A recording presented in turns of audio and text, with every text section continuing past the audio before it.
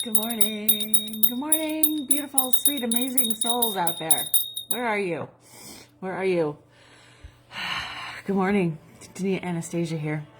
And I wanted to read something to you that I came across this morning when I was doing my morning meditation. I spend a few minutes in meditation and writing down my dreams and my goals and then reflecting on them for a moment. And then I pop on my Audible and I listen to a chapter from A Happy Pocket Full of Money by Cameron Gikandi. And I'm going to talk about this book in a minute, but this is one of the excerpts of it. And I feel so called to share this because in revamping my business and understanding who my clients are, the people, the women who are signing up with me, what their main pain points are, right? And I think one of the main pain points is that we're just so sick and tired of our own bullshit. We really are. And we have no idea how to not get sick and tired of that BS that we keep feeding ourselves, that we keep believing in, that we keep postponing our dreams for, postponing the life that we really want to live. So this is what he was talking about this morning. What is holding you back then? Your soul is the part of you that is closest to God, to Source. Your soul speaks to your mind through your feelings and your intuition. I'm going to read that again. Your soul speaks to you, to your mind through feelings and intuition. Listen to your feelings and your intuition. Feelings and emotions are two different things. I'll clear that up in a minute too. Honor them by conflicting thoughts and emotions. Honor them over conflicting thoughts and emotions. Be careful though, because some thoughts and emotions can camouflage themselves as feelings. But be still and you can distinguish between them. The desires that you suppress become depressions. And that leads to even worse. It can sometimes lead to unhealthy ways to fulfill those suppressed desires. Express your desires and you create life and joy. How powerful is that? Your soul is that part of you that is closest to God, to Source. Your soul speaks to your mind through feelings and intuition. Listen to your feelings and intuition. Honor them over any conflicting thoughts and emotions. Be careful though, because some thoughts and emotions can camouflage themselves as feelings. But be still and you can distinguish between them. The desires that you suppress become depressions, and that leads to even worse. It can sometimes lead to unhealthy ways to fulfill those suppressed desires. So express your desires and you create life and joy. Now, I could pick apart any one of these sentences and go on for hours about it, right? And so what is really at the core of this? It's tuning into our inner senses of our emotions, our feelings and intuition.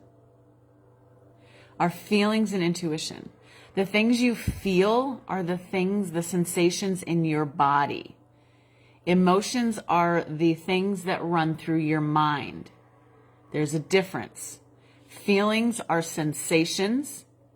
And emotions are energy in motion, which means energy in motion wants to move through you. So this is when a painful emotion comes up. We need to sit with it. We need to acknowledge it. We need to love it, and then we can let it go. Emotions are energy in motion. They are meant to come and go. They are not meant to be suppressed in the body. Because when they get suppressed in the body, we create disease. A dis-ease in the body. And so what is your intuition telling you? What are your feelings in your body, the sensations, the tingling, the pain, the spark, the shooting, radiating pain, the tingles that you get, right? When you hear something that resonates with your soul, your body lights up. That's what your sensations are. That's what your chills are for. They're messages. Emotions are only energy in motion. They do not last. They are not meant to last. They are not meant to be trapped in the body.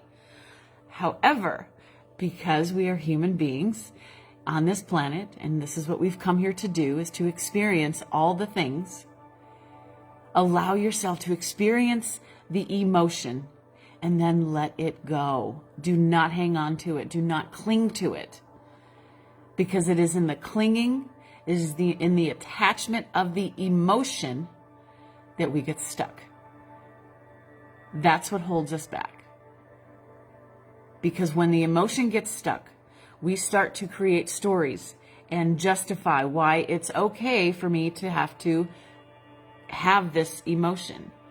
You are not your emotions. You have emotions. You are a spiritual being having this human experience. You are having the emotion. You are not the emotion. There is a really big distinction.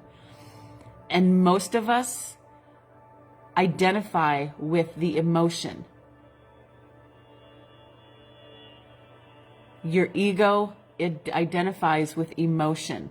Thus, it finds justifying stories and beliefs and conditioning and patterns to back up that emotion, why it is okay to stay there, why it is okay to live in that sea of self-pity and sea of anger and anxiety and depression, right? As you just heard, the desires that you suppress become depressions. When we have a dream, when we have a goal, when we have a desire to be better, to do better, to have abundance, to get that new car, to have that amazing job, to have that fantastic partner, if we're not actively acting on our feelings and intuition about that, we are suppressing the desires, we are suppressing the emotions around it. And what you suppress depresses. It's no wonder this world is full of depression. Because we're not living from our truth. We're not living from our deepest desires and from our intuition, from our soul's knowing, from our soul's messages to us. It's the way that God speaks to you. Plain and simple. And I bring all this up because I love you so much. It's absolutely crazy. My biggest desire is to have a world free of suppressed desires, because only then will we see a world that is amazing and beautiful and bountiful and abundant all of the time, as opposed to just in those glimmers. We came here all for a purpose. We all came here for a reason, to create your desires, to create that which lights you up, make it real, make it tangible. And when we're not, we're literally depressing our desires down deeper inside of us, giving us the reasons. I'm not worthy. I'm not old. I'm too old. I don't have enough money. I don't have the support. I don't have any of these things. Keeps you perpetuating in victim mode. There is nothing glamorous about being in victim mode. Nothing at all. What is glamorous is standing on your own 2 feet, speaking your desires out loud, contemplating them daily, moment to moment if you have to keep you focused and keep you on track. And only when you're focused on those desires are you going to hear the real message of your soul. And I think that's enough for today. Tania Anastasia, holistic life coach. I coach with heart and chutzpah. I do not let you wallow in your self-pity. I do not accept that that is the life that you want to live. And neither should you. Join me on my 5-day workshop. It's absolutely free. All you have to do is register. And then you can just watch and listen and grow and learn and be amazing.